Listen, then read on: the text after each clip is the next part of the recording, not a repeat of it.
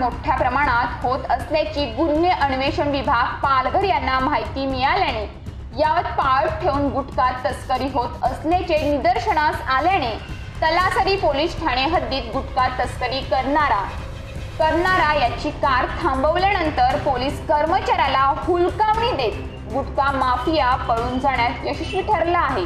दरम्यान गुटखा वाहतूक करणारी दुसरी कार मनोर पोलीस ठाण्याच्या हद्दीतून गुटख्याच्या साठ्यासह जप्त करण्यात आली आहे।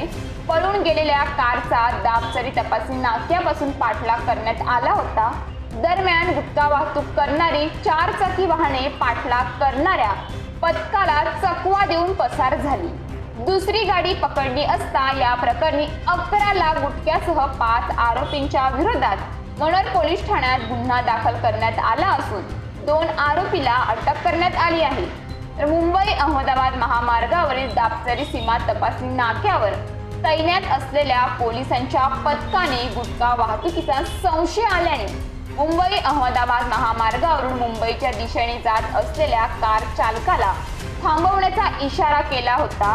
कार चालक गुटखा माफिया नाझीम सिद्दीकी याने कार थांबवून पोलीस अंमलदार कुणाल चौधरी यांच्या छातीवर ठोसा मारून कार भरधाव वेगात मुंबईच्या दिशेने पळून नेली। त्यांच्या पाठीमागून गुटखा वाहतूक करणाऱ्या 2 4-चाकी वाहनांच्या चालकाने वाहने न थांबवता भरधाव वेगानं मुंबई बाजूकडे निघून गेली। त्यामुळे पोलिसांच्या पथकाने तिन्ही वाहनांचा पाठलाग सुरू केला। थरारकरित्या पाठलाग सुरू असताना शालीम पटेल यांनी तलासरी पोलीस ठाण्याचे सहाय्यक पोलीस उपनिरीक्षक कुणाल चौधरी यांना फोन करून गुटखा वाहतूक करणाऱ्या तिन्ही वाहनांचा पाठलाग करू नका, अन्यथा महागात पडेल अशी धमकी दिली।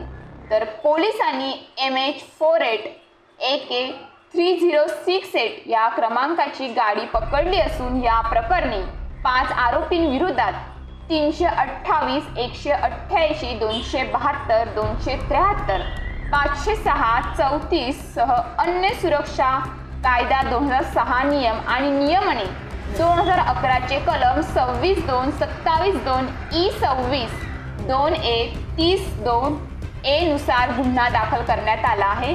या गुन्ह्यात 2 आरोपीला अटक करण्यात आली आहे। तर फरार आरोपींचा शोध घेण्यास पोलीस यशस्वी होतात की फरार आरोपी अटकपूर्व जामीन घेऊन परत गुन्हेगारी कारवाई करण्यास सज्ज होतात, अशी देखील चर्चा जोरात सुरू आहे।